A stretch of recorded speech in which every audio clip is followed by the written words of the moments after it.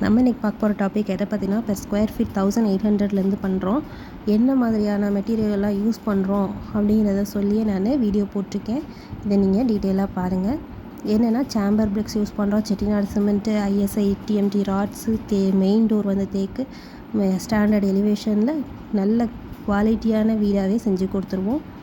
எந்த வித பிரச்சனையும் இல்லாமல் பண்ணி கொடுத்துடலாம்.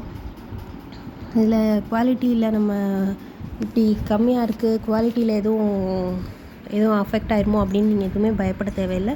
நம்ம நிறையா வீடு பண்ணியிருக்கோம். ஸோ நமக்கு எது பண்ண முடியுங்கிறத தெரிஞ்சு தான் நம்ம பண்ண போகிறோம். ஸோ பண்ணுறப்ப எதெல்லாம் நமக்கு தேவை அப்படிங்கிறத நம்ம சொல்லி அதுக்கேற்ற மாதிரி ரேட் ஃபிக்ஸ் பண்ணி தான் பண்ணுவோம். லோ பட்ஜெட்டுன்னும் போது 1800 2000 வரைக்கும் நம்ம லோ பட்ஜெட்டில் பண்ணித்தரோம். அதாவது ஸ்டார்டிங் ரேஞ்சே அதுதான்.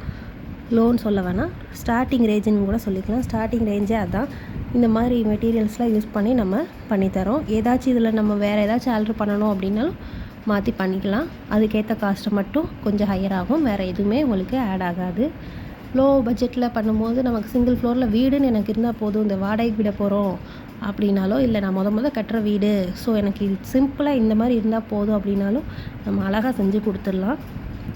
ஃப்ளோரிங் வந்து நம்ம ரெட் ஆக்சைடு யூஸ் பண்ணி பண்ணலாம், இல்லைனா 2x2 நம்ம கிளாஸ் வெட்டிஃபைடே நம்ம போட்டு பண்ணி கொடுத்துடலாம்.